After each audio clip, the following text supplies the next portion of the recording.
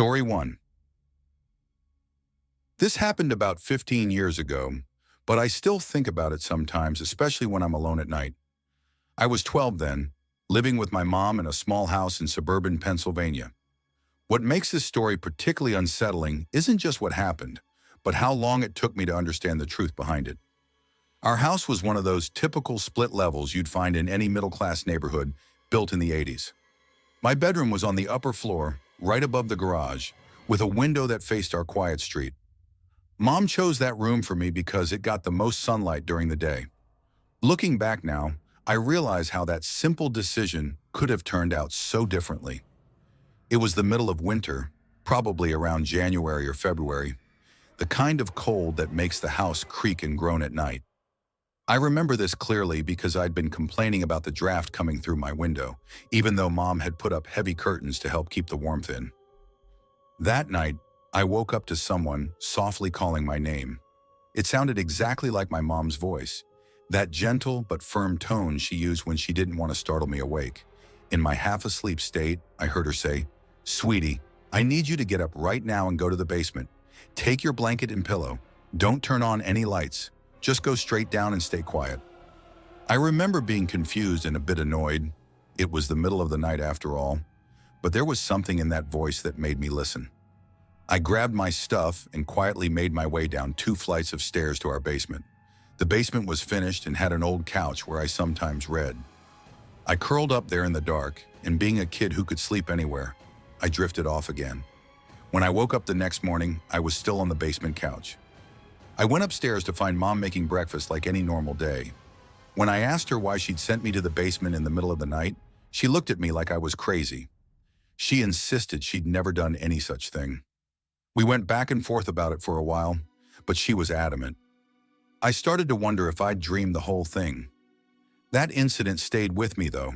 Over the years, I'd bring it up occasionally, but Mom would always deny it happened. I started to doubt my own memory, wondering if maybe it had been some vivid dream that I'd confused with reality. You know how childhood memories can be sometimes. Fast forward to last year. I was helping Mom pack up the house to move into a smaller place after her retirement. We were going through old papers in her home office when I found a police report dated from that same winter. My hands started shaking as I read it. It turns out that during that period, there had been a string of home invasions in our neighborhood. The guy would break in through garage windows, make his way through the house, and steal whatever he could find. But what made my blood run cold was the detail about his method. He'd specifically target houses where he could see children's rooms from the street. When I confronted Mom with the report, she finally broke down and told me the truth. That night, she'd been awake reading when she heard noises from the garage. She called the police immediately, but she was terrified because my room was right above where she heard the sounds. She never came to my room or called me that night. She was too afraid of alerting the intruder to our presence. She stayed in her room with her door locked, holding her phone and a pair of scissors, waiting for the police to arrive. The police found signs of attempted entry through our garage window, but the person had been scared off by their arrival. They never caught him, but the break-ins in our area stopped after that night. Here's the part that still gives me chills. Mom swears she never came to my room or called me.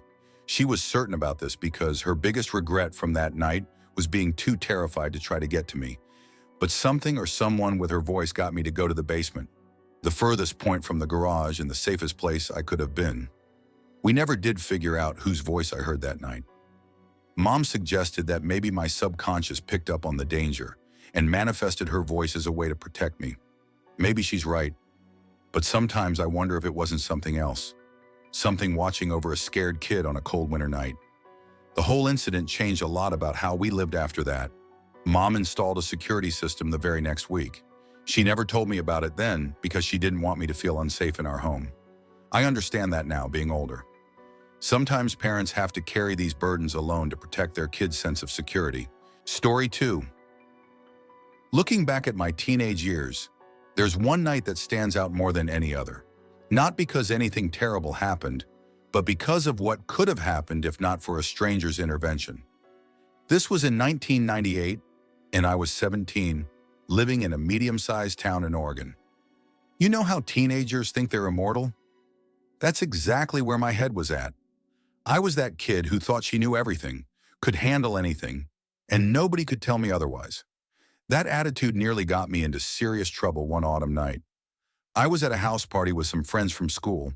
It wasn't anything wild, just about 15 kids hanging out in someone's basement, playing video games and pretending we were cooler than we actually were.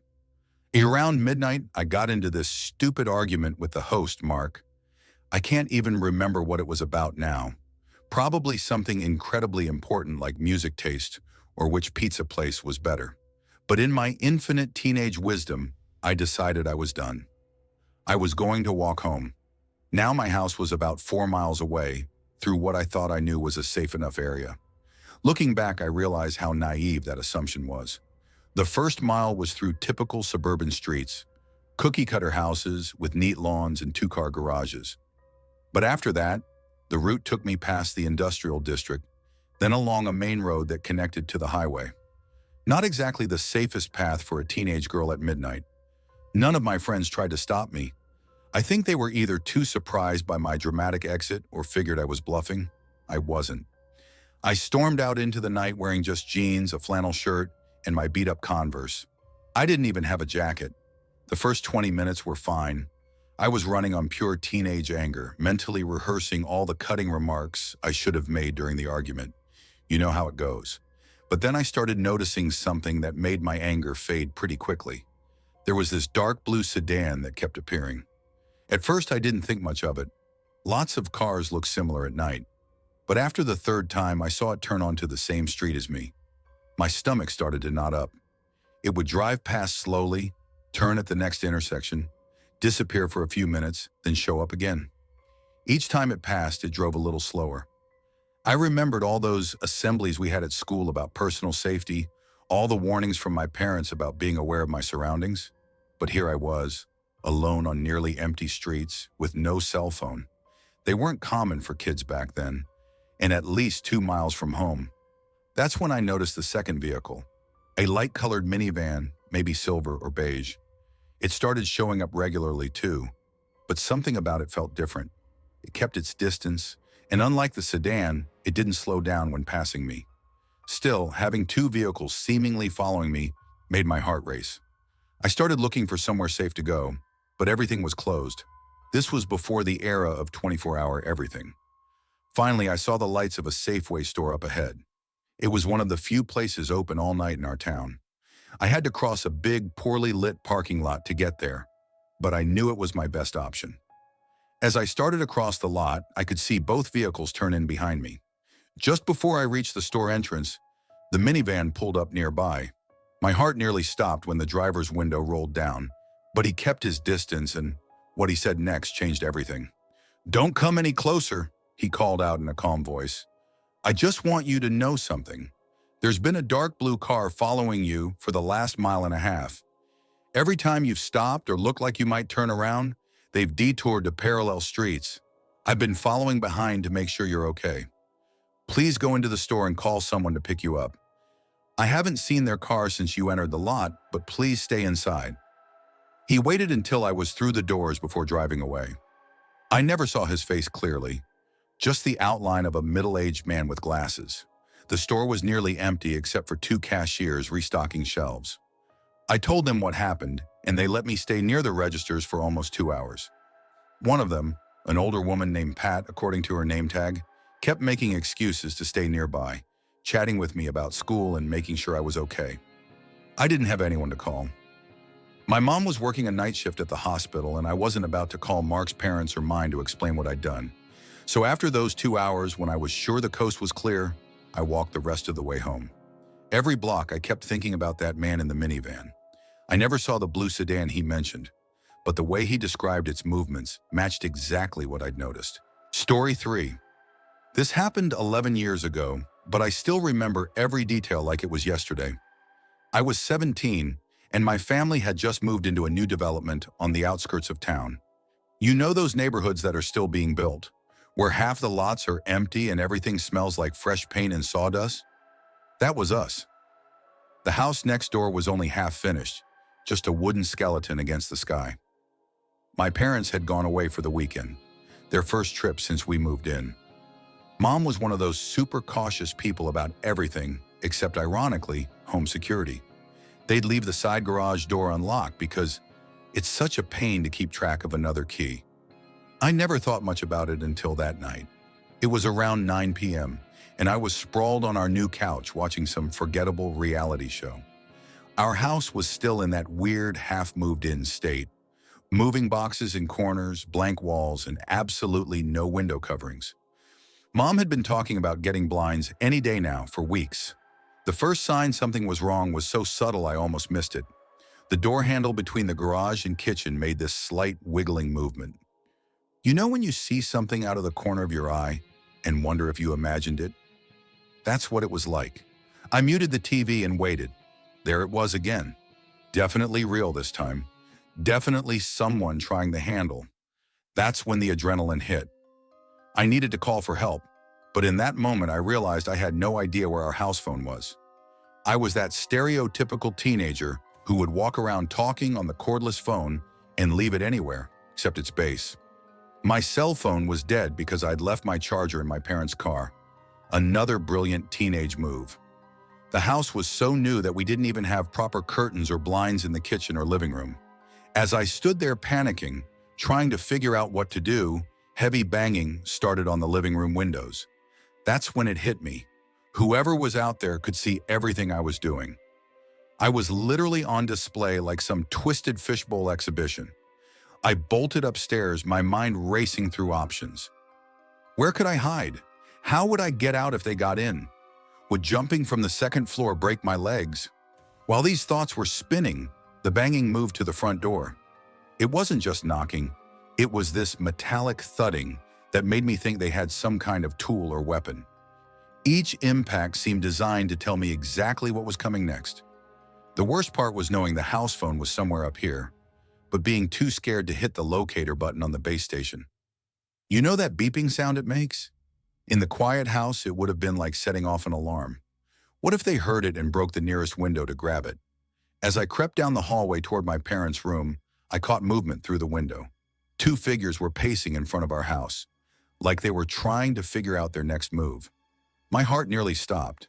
Until then, I'd been hoping it was just one person, maybe some drunk idiot at the wrong house. But this was clearly planned. They were hunting. I found the phone in my mom's room and called 911. While I was giving our address to the dispatcher, I heard it, the sound of breaking glass downstairs. I scrambled into my parents' walk-in closet, wedging myself behind some boxes and hanging clothes. The dispatcher kept telling me to stay on the line, but I was terrified they would hear me talking. Then everything went quiet.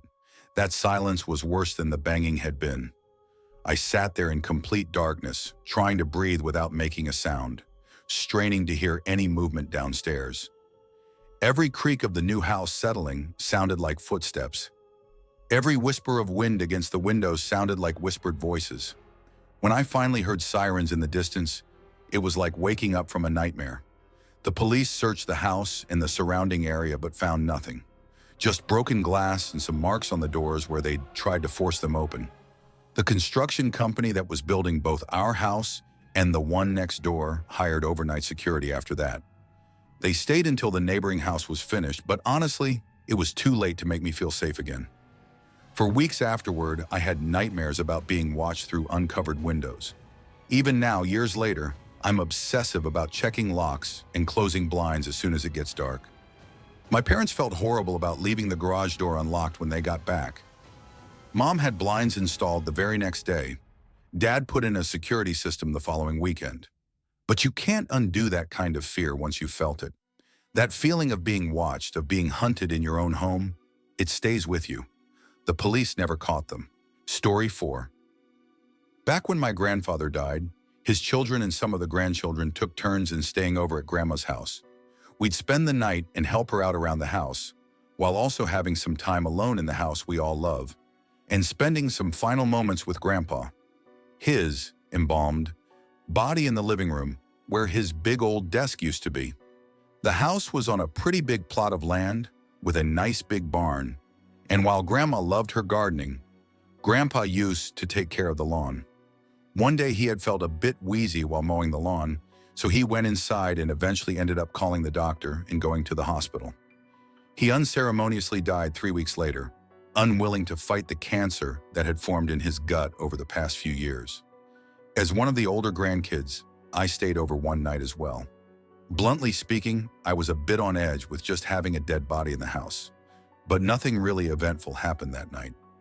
Said goodnight to my grandfather, yeah, felt weird, and went upstairs to rest. The next morning, my grandmother was already preparing dinner for all the people that would be coming by to pay their respects.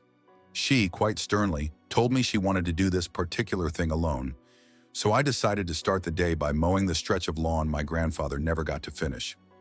I knew how big he and grandmother have always been on having the garden in top shape whenever there were people over, and I didn't want to let him down.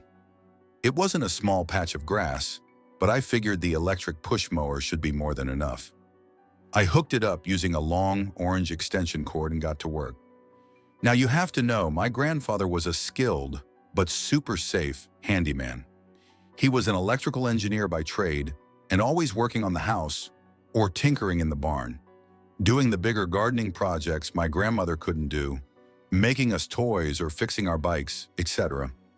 We always got to help him out, but he always kept an eye on us with whatever we were doing, making sure we were using the tools in the correct way, weren't running around with screwdrivers in our pockets, teaching us how to work with the electric mower and how to handle the long extension cord to not run over it with the mower. When I was mowing the lawn, I was thinking about all of that instead of actually minding the extension cord. I fucked up. I ran over a coil of it, slightly damaging the cable down to the copper, but not cutting it in half completely. The safest way to proceed would be to unplug the cord, roll it back up, and get another, not damaged one. What I did puzzles me to this day. I was nearing completion anyway and decided to continue a bit longer. Now, carefully avoiding the cord. After finishing up, I went to roll up the cord around my arm as I always did, as my grandfather taught me. I was thinking about him, how hard this was on Grandma, and I stopped minding where I grabbed the cord. I grabbed straight into the exposed copper. I felt a short, sharp jolt in the palm of my hand and immediately realized what happened. I tried to let go, but my hand and arm cramped up. At the time, naively, I thought I was going to die, and I thought how stupid I had been, and how this would impact my already grieving family. It must have only been a split second, but it felt like I had stood there for 10 minutes. Suddenly, the reflexes in my arm kicked in, and I threw the cable to the floor. I took a moment to breathe and stood there, dazed out of my mind, listening to the wind in the trees and trying to figure out what had happened. I made my way into the barn to unplug the cord from the wall. It wasn't plugged in. I figured I must have yanked it out of the wall with my not-so-ninja reflexes, but quickly realized the angle for me to be able to do that were all wrong, and besides, there was a ton of slack in the cable. I checked in and around the barn, but there was noon on the property. I could see my grandmother through the kitchen window, still working on preparing meals for the tens of people that would come around later. The dog was still in his own enclosed section of the garden on the other side of the house, ears pointed, tail in the air, eyes fixated on me and the barn behind me, nervously whimpering and pacing back and forth. I had never believed in something of a spirit world, an afterlife, souls, or energy staying behind in the physical world, any of that. But as silly as it sounds, on that day I did. On that day, I was convinced my grandfather was watching my back to make sure I wasn't doing anything stupid. All right, so it turned out to be quite long, and I'm sure this will be buried, as opposed to my grandfather, wrapped in cloth and cremated on nothing but woodboard, his choosing. But it felt good to write this out. Story 5, I grew up in Brunswick County, North Carolina, USA. As anyone who lives around there knows, our lush golf courses and overpriced seafood was built not by hard work and luck, but by a layer of dead slaves and a shit ton of drug money. Even today, a ton of drugs are brought into the Wilmington port and then sent down to us for distribution. It's not really a secret, just a fact that we all choose to ignore.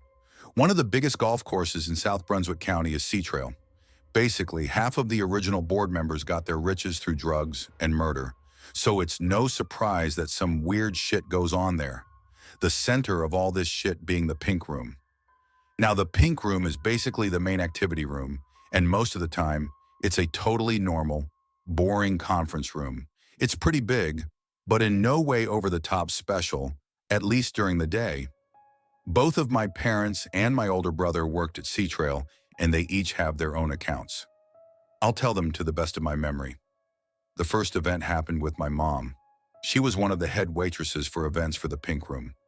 They had a rule that whenever you closed down the building after an event, you always did it in pairs. This was a pretty obvious rule for safety. What struck my mom as odd was that at the end of an event, you had to set all the tables and chairs up against the wall. The last thing you would do is turn off the light and then make your way to the door on the other side of the room. My mom had done this a couple times, but there was one night where something felt wrong. When she turned off the light, the sound of dragging furniture started. She took off at a full sprint toward the door, a straight path, lit by the hallway light filtering in, when all of a sudden a full table slammed into her, throwing her to the ground. She crawled and ran the rest of the way to the door.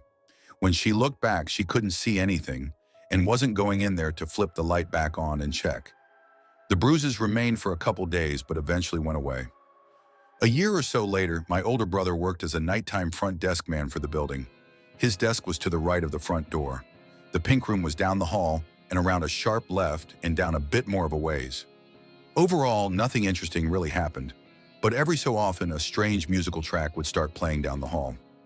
I never clearly got from him if it was the same track of music or different each time.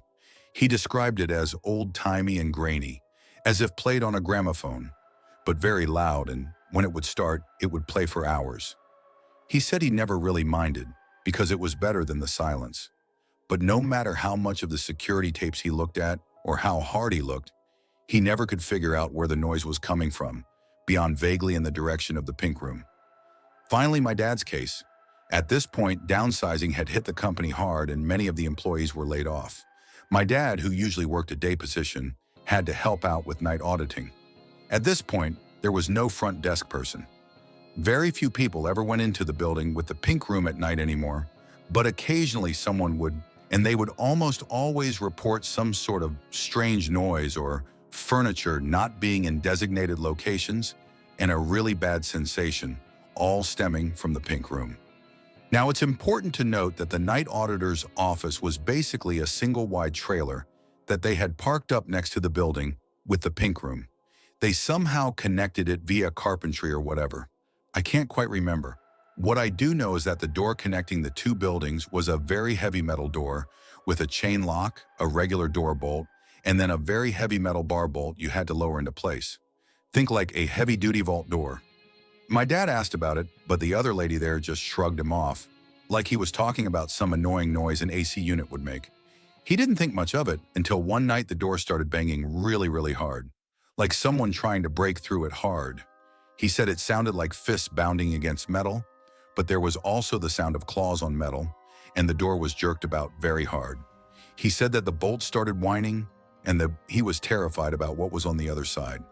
He demanded to know what the hell was going on, but the lady, a very old Spanish woman, just shrugged.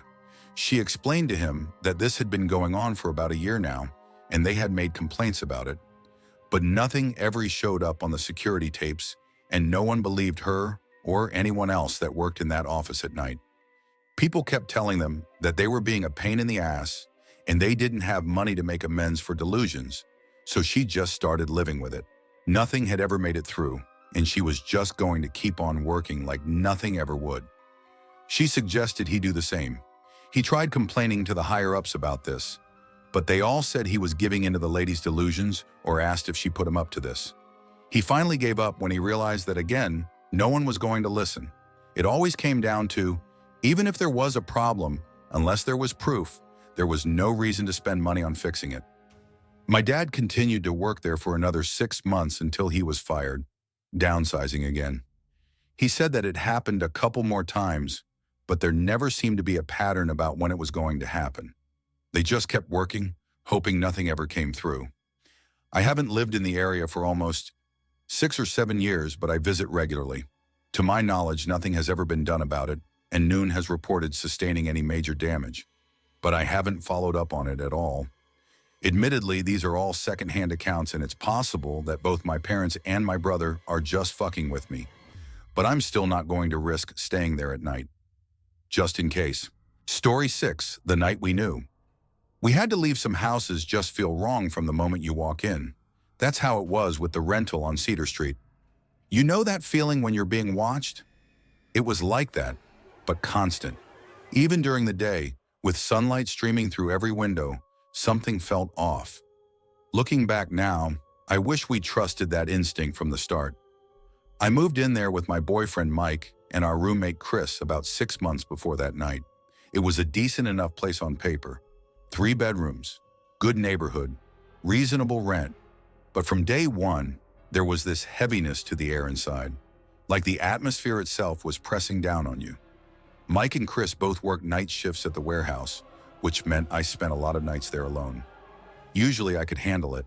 I developed routines to keep myself distracted, watching TV in the living room, doing laundry, cleaning, anything to keep my mind off the emptiness of the house. But this particular night was different. It started around 8 p.m. I was in the living room watching some reality show, trying to ignore this growing sense of dread every time I glanced toward the hallway. You know how sometimes your peripheral vision plays tricks on you? It was like that, but worse.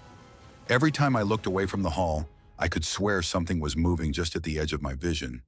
When I looked directly at it, nothing. The feeling got so intense that I started actively avoiding looking down the hallway at all.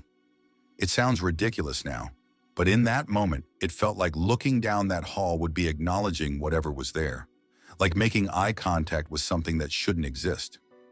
By 10 p.m., I needed to use the bathroom, which meant facing the hall.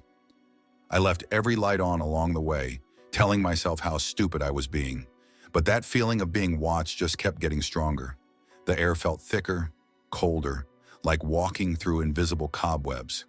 When I finally went to bed around midnight, I had every light in the hallway blazing. I know it was childish, but something in me just couldn't bear the thought of darkness in that hallway. I was just about to turn off my bedside lamp when I heard it. The distinct sound of a drawer being pulled out and hitting its stopper. I switched the light back on immediately. Nothing was out of place. The dresser drawers were all closed. I checked the nightstand, nothing. But as soon as I'd turn the light off again, I'd hear that sound. Pull, stop, over and over. After the 6th time, I gave up and left the light on. I curled up under the covers, phone clutched in my hand, waiting for Mike to get home. Every little noise made me jump. The house seemed to be full of small sounds, creaks and taps that I tried to convince myself were normal house settling noises. Mike got home around 3 a.m. I could hear him laughing at me from the doorway, making fun of me for being scared of nothing. "Look at you hiding under there like a kid," he said, reaching for the light switch. That's when everything changed. The moment the room went dark, it started. One by one, every door in the hallway slammed shut. Not like they were caught by a draft. These were violent slams, each one louder than the last. Bang, bang, bang. Like someone was moving down the hall, methodically closing each door with as much force as possible. Then our closet doors started shaking. The sound that came from inside, I still have trouble describing it. It was like everything in there was being thrown around by a tornado. We could hear the metal rod that held our clothes being ripped from the wall, hangers clattering, boxes being thrown. Mike dove under the covers with me. We lay there, frozen, listening to what sounded like our closet being destroyed. Then as suddenly as it started, everything went silent. It took us almost 10 minutes to work up the courage to look. Mike kept saying it had to be Chris messing with us, but we both knew he'd driven home to see his family that weekend. When we finally checked, nothing was out of place. The closet was perfectly organized, just as I'd left it. All the doors in the hallway were still closed, but nothing inside any of the rooms was disturbed. We left the lights on for the rest of the night. Neither of us slept. We just lay there jumping at every little sound, waiting for dawn. Mike called in sick to work the next day, the only time I ever knew him to miss a shift. We started looking for a new place the next morning, found one within 2 weeks and broke our lease, lost our security deposit, but it was worth it.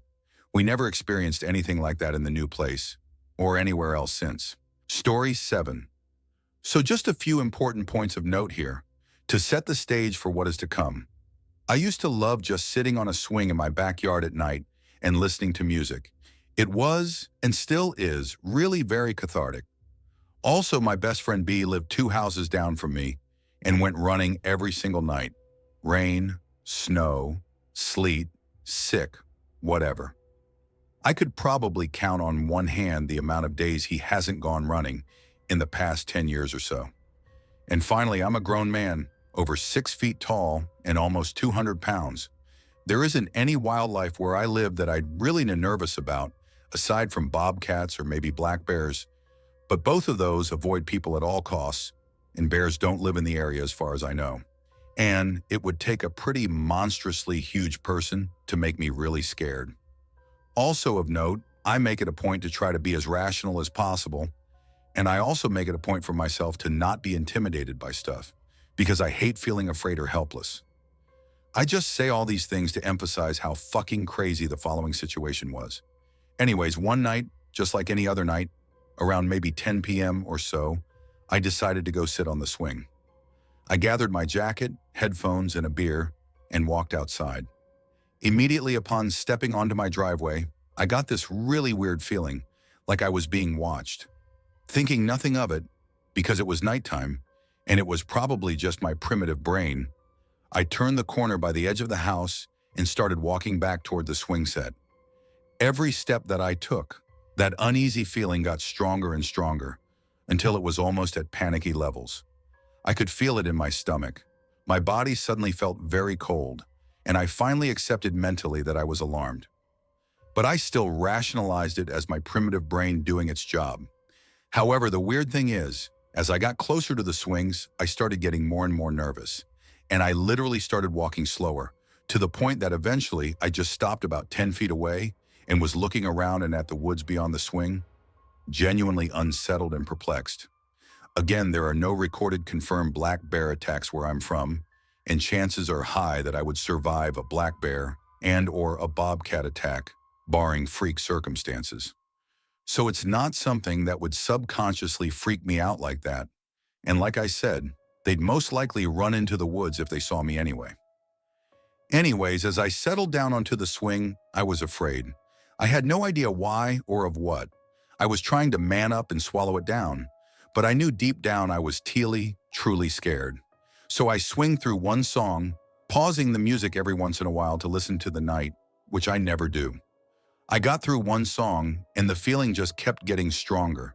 It wasn't the normal hairs standing up on the back of your neck scared. It literally felt like there was this overwhelming, malicious presence that was just heavy in the air.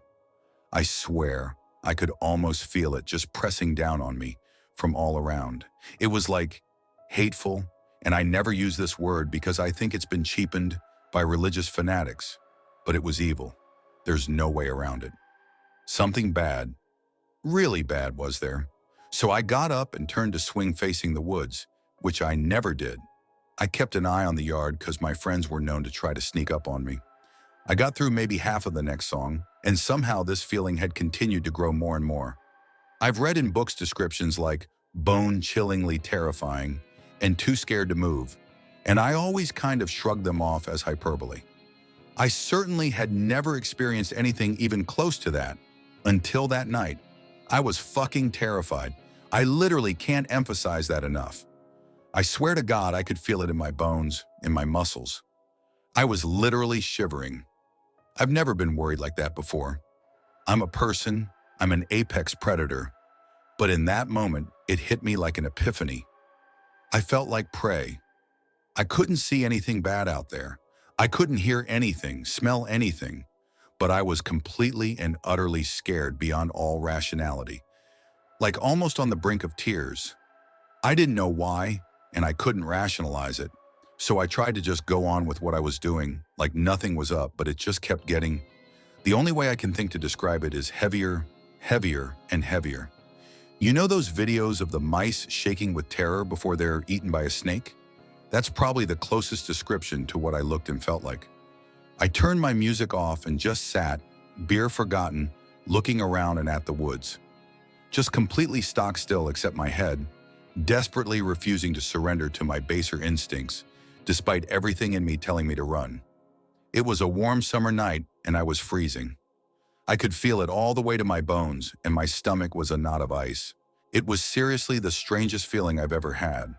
I could just feel this sense of impending doom, and also this utterly malicious presence. It was like a panic attack, mixed with that feeling when you know something bad happened, but you don't know what. Mixed with when you hear something in the house that you know had to be a person, but your family hadn't said anything about coming to the house that night. It was all of those feelings combined, and with the feeling that you're being watched, and that feeling you get when you know someone doesn't like you, and all amplified like 100 times. I've never been more terrified in my life. I literally couldn't take it anymore. I jumped off the swing and sprinted back inside, closed and locked the door, checked all the doors and windows, closed all the curtains, turned on all the lights, and surrounded myself with an arsenal of melee weapons in the middle of the living room. I could still feel it, but it was slowly fading. I didn't sleep that night, which never happens to me. I can pass out almost at a whim, but I was too high-strung to sleep or eat or leave the couch. I just sat, no TV, no books. Just sat thinking about what the fuck just happened. The next morning, I saw my friend be out by his car. So I walked over and started telling him about it because I was so confused and honestly pretty deeply disturbed by the experience. Even after that long body of text, I don't feel like I've conveyed how bizarre and terrifying it actually was. So as I'm telling him, he held up a hand and said, hold on, stop right there, come with me." So we went into his house and we walked up to his little sister, Sam. He said, "Hey, Sam, what did I say last night when I came in from running? Why didn't I go running last night?" And she looked at us weird and said something to the effect of, "You felt like something was off and you didn't feel safe. You felt like something was over there." Apparently, and he lives 2 houses down from me, he walked outside to stretch and felt a weird vibe. As he walked to the end of his driveway, it got stronger and he started getting nervous. He started running and stopped after a few feet, turned his music off and scanned the woods. Then he started running again, got to my driveway, and was so scared and uncomfortable and freaked out that he just decided to call it quits for the night. He never does that. When we were talking about it the next day after talking to his sister, he literally said that he felt like a prey animal being stalked by something evil. Exactly how I'd felt. Everyone always kind of laughs it off when we tell them that story, or thinks we somehow colluded and matched our stories up. But he specifically took me in to talk to Sam before I spoke, so that I'd know there was no bullshit. I have absolutely no idea what it was, and it hasn't happened again since, and that was like 3 years ago, 4 years ago. Anyways, now I only swing facing the woods, and I carry a bat down there with me, even though I don't feel like I need it, but just in case. Story 8. This occurred back in 2008 when I was working the night shift at a small-town hospital in northern Michigan. I was a nurse's aide then, still in school working towards my RN license. The hospital was one of those older buildings from the 1960s, 4 stories tall with that typical institutional feel. My shift was from 11 p.m. to 7 a.m., and I was assigned to the 3rd floor, which was mostly empty that night except for 3 patients. 2 elderly folks recovering from minor surgeries and 1 terminal cancer patient. Around 3 a.m., I was doing my usual rounds. Anyone who's worked nights in a hospital knows how eerily quiet it gets during those hours. The fluorescent lights would buzz, and the occasional beeping from monitors was all you'd hear. I was checking on Mrs. Peterson, one of the elderly patients, when I heard what sounded like my grandmother's voice clearly say, "Check the supply closet now." Here's the thing. My grandmother had passed away 2 years prior to this incident, but I'd recognize her voice anywhere. It had that distinct warmth and slight southern drawl that she never lost even after living up north for decades. I actually turned around, half expecting to see her standing there. But of course, the hallway was empty. I tried to rationalize it. Maybe I was just tired. Night shifts can play tricks on your mind, especially during those dead hours between 3 and 4 a.m. But something about the urgency in that voice made me uneasy. After a moment's hesitation, I decided to walk down to the supply closet at the end of the hall. The supply closet was one of those larger storage rooms where we kept extra linens, basic medical supplies, and some of the portable equipment. As I approached, I noticed a faint burning smell. Not strong, but definitely there. When I opened the door, I saw thin wisps of smoke coming from behind some shelving units. It turned out that some faulty wiring had caused a small fire to start inside the wall. It was still contained but growing. If it hadn't been caught then, it could have spread through the walls to the whole floor. We had elderly patients who couldn't move quickly, and in the middle of the night, with minimal staff, I don't like to think about what could have happened. I immediately called it in, and within minutes, the fire response team was there. They contained it before it could do any serious damage. The hospital administrator later told me that the wiring in that section of the building had been flagged for inspection months ago, but somehow it had fallen through the cracks. Here's where it gets even stranger. When I was filling out the incident report, I had to note the time I discovered the fire. It was exactly 3:27 a.m. Later, when I mentioned this to my mom, she got really quiet. Then she told me something I never knew. 3:27 a.m. was the exact time my grandmother had passed away 2 years earlier. I've run this through my head countless times over the years. Maybe it was just my subconscious picking up on the smell before I consciously noticed it. Maybe I was so tired that I imagined the voice. The rational part of my brain wants to explain it away. But I know what I heard, and it wasn't just in my head. It was clear as day, with that same gentle but firm tone she would use when she needed you to listen. Thanks for watching. Also hit the subscribe button. And as always, have a horrific nightmare, my dear.